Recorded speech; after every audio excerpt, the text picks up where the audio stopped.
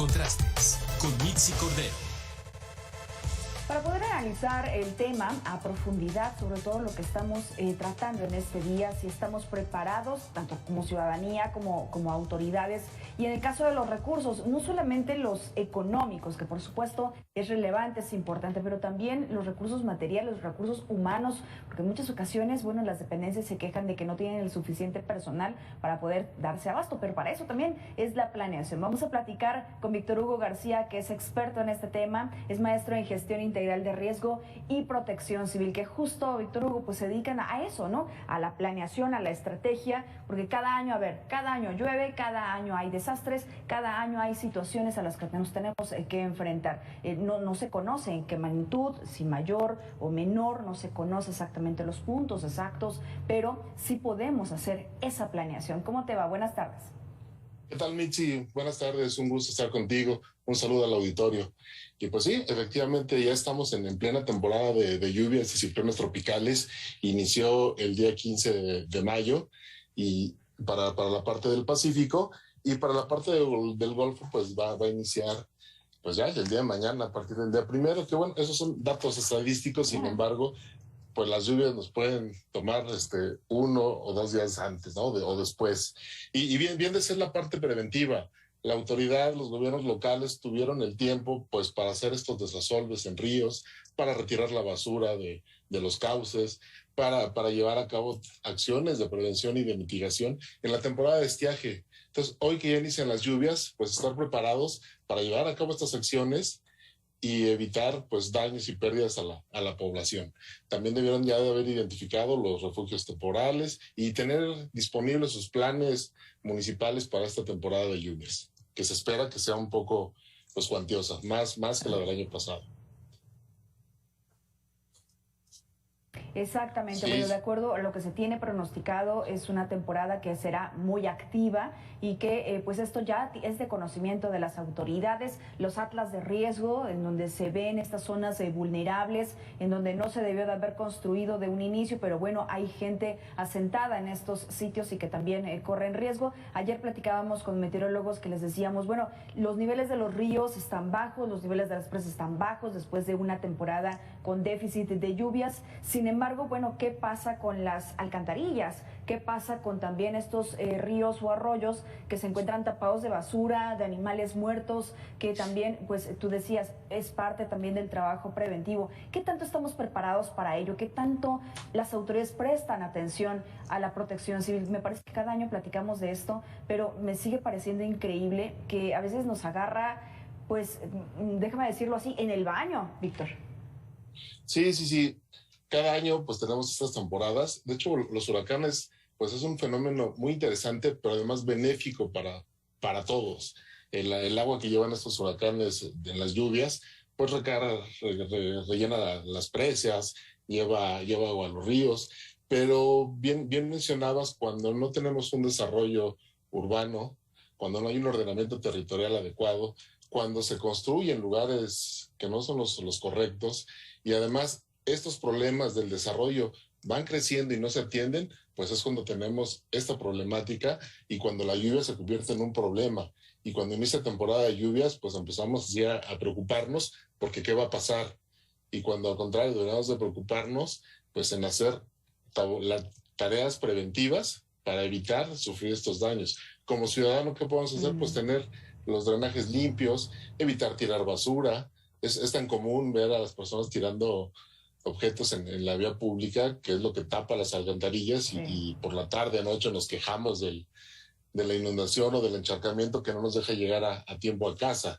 Entonces sí podemos hacer acciones como familia, podemos preparar nuestro plan familiar de protección civil para saber cómo actuar, tener a la mano nuestra mochila de emergencia para, en caso de que la autoridad nos diga hay que evacuar, tomar nuestra mochila, nuestra familia y dirigirnos a las zonas seguras. O sea, y hemos avanzado bastante.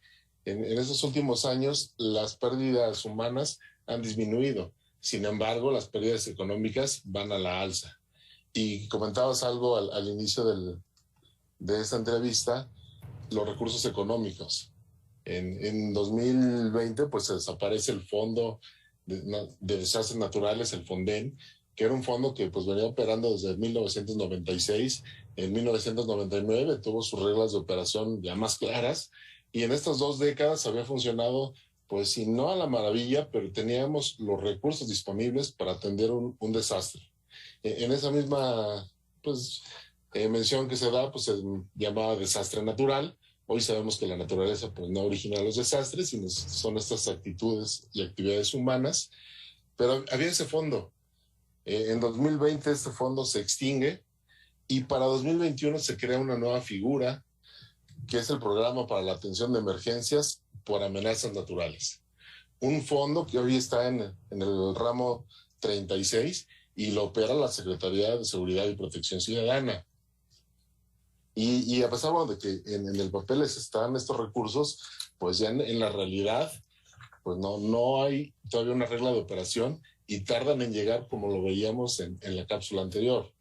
Las personas damnificadas por las inundaciones del río Tula en el Valle del Mezquital, pues tardaron muchos meses en poder recuperar parte de su patrimonio que perdieron ante esas inundaciones. Es que, pues, se podría decir que el recurso existe porque está en el papel, está en el presupuesto, está contemplado como un programa dentro de un ramo, pero está tardando en llegar. Y si bien es cierto que nos dice el gobierno federal que una de las bondades de este programa es que llegarán los recursos de propia mano al damnificado, ese damnificado el día de hoy se queda con la incertidumbre de en qué momento va a recibir ese apoyo. Así es que creo que todo falta que este programa... ¿En qué momento, a través de qué, si va a ser, no, entrega directa en una mesa, ¿no? Como en algún momento se hizo el año pasado, porque nosotros que lo vivimos en Veracruz, citaban a las personas tiempo después, como tú lo mencionabas, mucho tiempo después, los citaban en unas mesas de bienestar para poder entregarles el dinero en efectivo de manera directa. No todos alcanzaron, algunos incluso los robaron ahí mismo donde estaban recibiendo los recursos. Déjame preguntarte, para tener un poco más claro, a ver, con el caso del Fonden, ¿había un tiempo establecido para hacer el censo, para hacer la revisión y para hacer la entrega de estos recursos? Y ahora, en el caso de este programa de atención de emergencia, ¿no tiene un tiempo establecido o cómo lo podemos comparar? Efectivamente, Fonden tenía unas reglas de operación ya muy bien definidas y partidas de la declaratoria de emergencia que la daba el gobernador de la entidad. Obviamente el presidente municipal trasladaba la información y en estos desastres pues no era solo un municipio, eran varios, ¿no? Son regiones. Se informaba al gobernador, el gobernador emitía la declaratoria que a su vez pasaba a la Secretaría de Gobernación y él se emitía la declaratoria. Y de ahí pues ya empezaba el proceso para bajar estos recursos. Quizás sí ahí una de las limitantes era que el recurso se quedaba en la entidad federativa y ellos eran los que pues disponían de la entrega de los recursos. Hoy nos dicen que va a ser directo al damnificado, pero no podemos identificar estas reglas de operación, o por lo menos no están abiertas a la población el poder revisar cuál es el procedimiento para llegar a esos recursos. Ahí es donde se está cortando la comunicación. Digamos que no hay transparencia suficiente para poder conocerlo. Y bueno, si tú eres un experto en gestión integral y protección civil y nosotros que somos medios de comunicación no identificamos cómo podría la gente acudir, trasladarse, moverse para poder tener acceso a él, pues menos la población que en esos momentos se queda sin energía, se queda sin acceso a internet, se queda sin acceso telefónico, no saben a quién preguntarle, tardan en llegar los servidores porque lo vimos el año pasado. ¿Cómo visualizas este 2022? ¿Exactamente igual de lo que pasó en 2021? Pues mientras no existan las reglas de operación, mientras las reglas del juego no sean claras, podemos tener situaciones similares a las de 2021. 2021 pues fue un tanto benevolente con los huracanes que impactaron a nuestro país. Y bueno, a pesar de ello, al cierre del cuarto trimestre de 2021, este fondo había erogado 514.9 millones de pesos. O sea, vaya, el recurso en teoría está y se ejerce, pero no se ha definido a través de estas reglas de operación y de estos mecanismos el cómo lo va a solicitar pues el damnificado, el presidente municipal, el gobernador, quién emite la declaratoria. Escuchábamos con este primer fenómeno que impacta a Ágata, pues que ya había una declaratoria para 6 o 9 municipios de Oaxaca, pero pero pues hasta ahí nos quedamos, ¿no? O sea, la labor de todas las sociedades es buena en cuanto a la atención de la población en el momento que impacta el fenómeno. Veíamos un despliegue impresionante de militares, de diferentes personas de las dependencias públicas en las zonas que se espera que impacte el fenómeno. Pero ya más adelante, si el daño es mayor, si hay pérdidas económicas, quién va a hacer el censo, quién cuantifica, a quién se le entrega, vaya, es lo que no se tiene todavía claro, o por lo menos de manera abierta, que se pueda revisar en datos públicos de cómo se va a acceder a este fondo.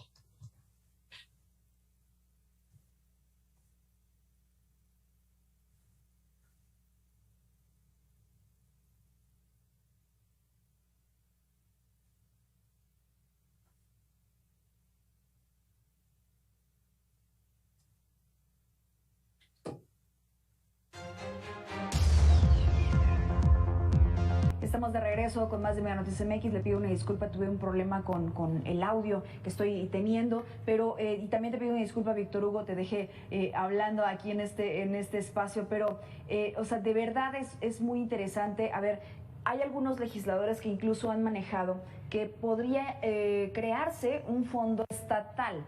¿Es viable esta situación para poder tener acceso rápidamente a esos recursos y por ende atención a la ciudadanía? Sí. El regreso del Fonden sí se ve un poco más complicado porque no hay la voluntad o la intención de los legisladores que tienen mayoría. O sea, ahí sí pues podría ser un poco más complicado. Crear los fondos estatales pues también, y de hecho ya estaba considerado en la ley de coordinación fiscal, en donde cada estado pueda pues también hacer una aportación a sus fondos y ejercerlos en el momento que sea necesario. Y pues sería una buena opción, porque ya el recurso está en el Estado, hacen uso de él para alguna acción inmediata, y si el evento supera la capacidad de respuesta de la entidad federativa del Estado, pues poder hacer uso de estos recursos pues federales, pero si hace falta el que se pongan las reglas de operación y que sean conocidos por todos. Exacto, porque a ver, uno de los señalamientos que había hecho el gobierno federal es que se hacían mal uso de los recursos, que no llegaban hasta las personas que tenían que llegar, independientemente de las reglas de operación que eran muy claras y que tenía candados también muy claros para evitar ese tipo de situaciones. Sin embargo, no vimos que se presentaran alguna denuncia, no vimos que se fincara algún tipo de responsabilidad, que me parece, no sé qué opinas, Víctor, que eso fue lo que faltó. Pues sí, se comentó que hubo un mal uso y no se vieron denuncias, no se vio pues algún hecho denunciado ante la autoridad correspondiente. Entonces, pues fue más bien ahí la modificación que se hicieron no solo a este fondo, sino a muchos fondos y fideicomisos del presupuesto de la federación, pues para redireccionar recursos al gasto del gobierno en turno. Y de ahí que pues sí se vea complicado el que se pueda llevar a cabo o regresar el Fonden como tal, pero sí hay legisladores que también están buscando el que existan pues alguna otra modalidad para tener el fondo disponible y ejercerlo en caso de una emergencia. O sea, es cierto, hemos trabajado en tareas de prevención, sabemos cómo actuar en este caso del huracán, hay sistemas de alertamiento tempranos que han sido eficientes. El sistema de alerta de ciclones es eficiente, nos va indicando con un código de colores el avance del fenómeno y el riesgo hacia la población. Lo conocemos muy bien y en las zonas costeras lo conocen mucho mejor. Y además le hacen caso y siguen las indicaciones de la autoridad. Pero cuando estas cantidades de agua, de viento superan y causan daños, pérdidas a la población, a los bienes, al entorno, entonces cuando requerimos recursos. Y hay otras formas de llegarse a recursos, como es la transferencia financiera del riesgo a través de seguros, pero también pues no toda la infraestructura está asegurada. No todos tienen una póliza de seguro que atienda pues el daño ocasionado por el fenómeno. Podría ser una parte que el mismo ciudadano, los empresarios, pues apuesten al contratar pólizas de seguro para estar respaldados en sus bienes. Y también, pues, la parte del gobierno, pues volvemos al que tenga reglas de operación claras, pues para este fondo, para este programa de atención a emergencias, que es parte de este ramo 36. Claro. Ahora, Víctor, déjame escuchar a José Luis Hernández, que él es el presidente del Colegio Mexicano de Profesionales de Gestión de Riesgo y Protección Civil, porque él señala precisamente esto que tú nos decías hace unos momentos. A ver, hemos avanzado mucho en materia de protección civil, sí, pero todavía las autoridades, muchas, se siguen viendo rebasadas, uno por la falta de coordinación y la otra por falta de presupuesto, un presupuesto que sea claro, que sea accesible y que pues se permita dar la atención de manera adecuada. Y lo primero, bueno, la coordinación me parece fundamental. Vamos a escuchar a José Luis Hernández. Tú me dices si coincides con él. Vamos a escucharlo. Sí hemos tenido logros, pero las autoridades se ven rebasadas precisamente porque los sistemas de protección civil, tanto el federal como los sistemas estatales, tienen problemas primero de coordinación. Y luego la coordinación no sirve de nada si no tenemos presupuesto, no es cuestión de policías. Va mucho más allá, tiene que ver con acciones de carácter científico, con acciones de carácter educativo, tiene que ver con presupuesto, con prevención, con capacitación. Cuando nosotros pongamos a la protección civil y a la gestión del riesgo de desastres en un primer lugar en la vida cotidiana, política y económica del país, las cosas serán radicalmente distintas. Así es, incluso desde el hogar. ¿Qué opinas, Víctor? Completamente de acuerdo. El Sistema Nacional de Protección Civil, que debiera de ser un sistema articulado que aglutine a las 32 entidades, a los casi 2.500 municipios, pues sí tiene una coincidencia en la ley general y en alguna reglamentación, pero ya en la parte práctica, operativa y presupuestaria, pues encontramos 32 entidades con criterios y recursos diferentes. O sea, por decir, Ciudad de México tiene una secretaría y otros estados tienen coordinaciones o tienen direcciones generales. Lo mismo pasa en los ayuntamientos, en los municipios, desde quien tiene una secretaría a quien tiene una coordinación, una jefatura de departamento.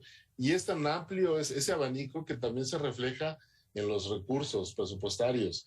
O sea, hay quien tiene un presupuesto raquítico. El de protección civil son 2, 3, 4 personas, sin equipo, sin capacitación, y tienen que hacer frente a este tipo de situaciones como son las lluvias. Así es que falta destinar recursos suficientes, un presupuesto asignado a las áreas de protección civil, a las áreas de gestión de riesgos. Nos falta también, pues, tener a los titulares con el perfil adecuado.